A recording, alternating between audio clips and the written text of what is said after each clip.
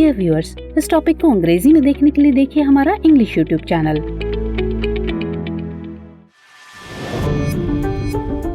Hello viewers, दृष्टि IAS के to the point programme में आपका स्वागत है। आज का हमारा विषय है खबरों में साइट्स। आइए जानते हैं कि चर्चा में क्यों है।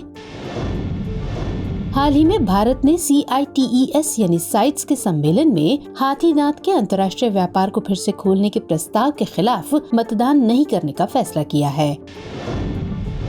आइए अब जानते हैं कि साइट्स क्या है। तो CITES साइट्स का पूरा नाम the convention on international trade in endangered species of wild fauna and flora है। ये सरकारों के बीच एक अंतर्राष्ट्रीय समझौता है। प्रकृति के संरक्षण के लिए अंतर्राष्ट्रीय संघ यानी IUCN के सदस्यों की एक बैठक में 1963 में अपनाए गए एक संकल्प के परिणाम स्वरूप इसका मसौदा तैयार किया गया था। ये कन्वेंशन 1975 में लागू हुआ। इसका उद्देश्य ये सुनिश्चित करना है कि जंगली जानवरों और पौधों के नमूनों के अंतर्राष्ट्रीय व्यापार से उनके अस्तित्व को खतरा न हो। साइट्स का सचिवालय UNEP यानी संयुक्त राष्ट्र पर्यावरण कार्यक्रम द्वारा प्रशासित है और जिनेवा स्विट्जरलैंड में स्थित है। अब बात करते हैं इसके सदस्यों की।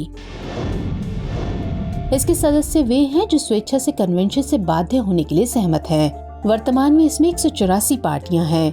1976 में भारत 25वां पक्ष बना था। अब बात करते हैं साइट्स के तहत परिशिष्ट की। तो साइट्स परिशिष्ट 1 विलुप्त होने के खतरे वाली प्रजातियों को सूचीबद्ध करता है। इस सूची के तहत प्रजातियों के लिए आयात या निर्यात परमिट शायद ही कभी जारी किए जाते हैं और केवल तभी जारी किए जाते हैं जब उनका उद्देश्य प्राथमिक रूप से वाणिज्यिक नहीं होता। साइट्स 2 में वे प्रजातियां शामिल हैं जिनके विलुप्त होने का खतरा नहीं है, लेकिन इसमें शामिल जानवरों के व्यापार को सख्ती से विनियमित किया जाना चाहिए। परिशिष्ट 3 में ऐसी प्रजातियां शामिल हैं जो कम से कम एक देश में संरक्षित हैं और उसने अन्य साइट्स पार्टियों से इनके व्यापार को नियंत्रित करने में सहायता के लिए कहा हो। पार्टियों का सम्मेलन यानी कोप साइट्स का सर्वोच्च निर्णय लेने वाला निकाय है। हर 2 साल में कोप यह तय करने के लिए पार्टियों के प्रस्तावों का मूल्यांकन करता है कि क्या कोई प्रजाति परिशिष्ट 1 या 2 में होनी चाहिए। अब बात करते हैं कन्वेंशन के कार्यों की। तो साइट्स चयनित प्रजातियों के अंतर्राष्ट्रीय व्यापार को कुछ नियंत्रणों के अधीन करके काम करता है। कन्वेंशन के तहत शामिल प्रजातियों के आयात, निर्यात और पुनर्निर्यात को परमिट प्रणाली के माध्यम से अधिकृत करता है। साइट्स पार्टियों पर कानूनी रूप से बाध्यकारी है, हालांकि ये राष्ट्रीय कानूनों का स्थान नहीं लेता है।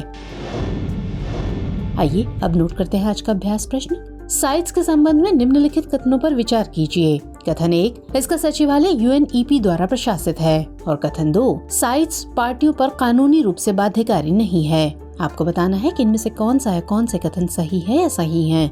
ऑप्शन है A केवल 1, B केवल 2, C 1 और 2 दोनों, या फिर D न तो 1 और न ही 2। तो सवाल का जवाब कमेंट सेक्शन में देना मत भूलिएगा। मुलाकात होगी अगले एपिसोड में किसी और इम्पोर्टेंट टॉपिक के साथ। तब तक के लिए जय हिंद।